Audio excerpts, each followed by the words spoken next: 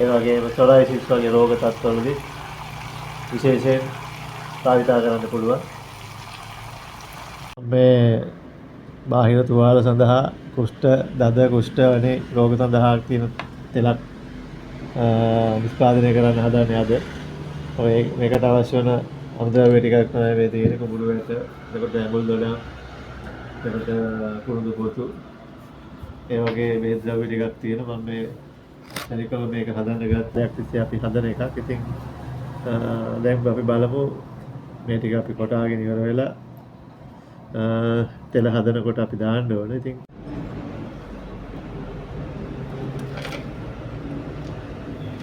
මම මේ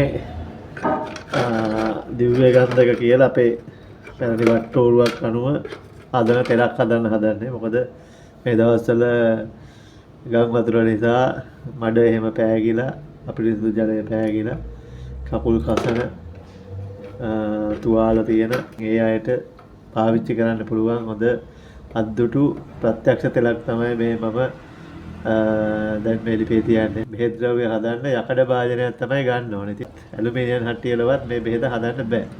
ඉතින් අද්දුටු ප්‍රත්‍යක්ෂ තෙලක් නිසා ටිකක් පරිස්සමෙන් හදන්න ඕන.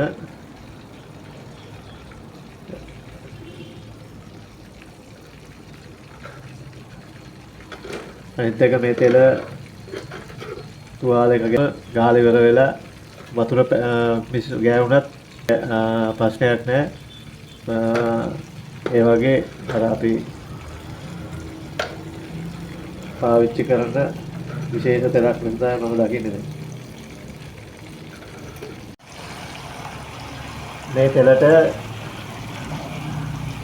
ප්‍රධාන ද්‍රව්‍යයක් ලෙස අපි ඇඹුල් දොඩම් භාවිතා කරනවා.